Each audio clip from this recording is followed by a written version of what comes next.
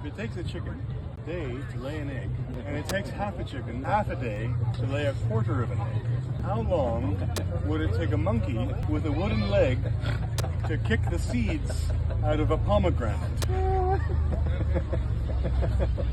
So, great story.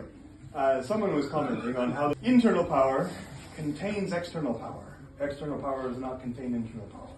But this saying, internal power contains external power, gets a lot of distance, a lot of mileage, as we would say, in internal martial arts circles. So my teacher said, you go to Shaolin Temple and you say, oh yes, Shaolin, they do external martial arts. We do internal martial arts. Internal power contains external power. External power does not contain internal power. So we're better than you. You say that to them.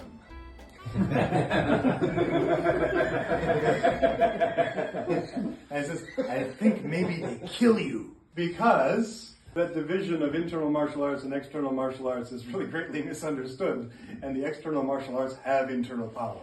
Often the external martial arts have more internal power, or they do it better than the internal martial arts, because it depends on which way you practice. We were talking about the two ways that we approach it. I approach it from the bottom up, you approach it from the top down. Your way is better than mine because you practice more. You actually, whatever you do, whichever way you're going, if you practice more, that's the better way of doing it. That comes as a surprise to me. But I mean, you're more lazy even than I am? I am more lazy even than you are. That's incredible, man. Yeah. Wow. Sometimes the laziest person wins, though. You find that internal thing, and then sometimes you have to just go external, just for a moment, then internal, then external. So you apply a little bit of class 3 lever, and then you go back into your internal weakness. Okay? So here I'm doing this, and then I go, and then inside, like that. And if I'm going to apply a joint lock, for instance, I'm going to do this classic one. Right? And I'm using class 3 levers, and it doesn't work against him, so I have to go inside, find out where it works, and then do it. If he counters it with external power, then I can still manipulate it. Sorry. And if he counters with internal power, and he does the stuff we were just talking about, then I use external power, and I change the lever, and I make him fight with external power. Good. So internal and external really work very well together. Right? So I'm here, and I go like that. That's a little external, and just enough to do that. And I can put a little more internal into the external if I want to, or I can just go like that and then pound away.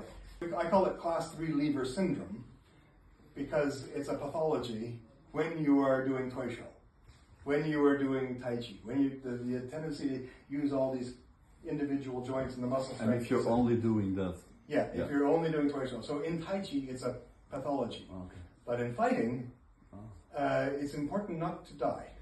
Nice one. So there are some times when the external stuff is exactly what you want to do. And sometimes you have no choice.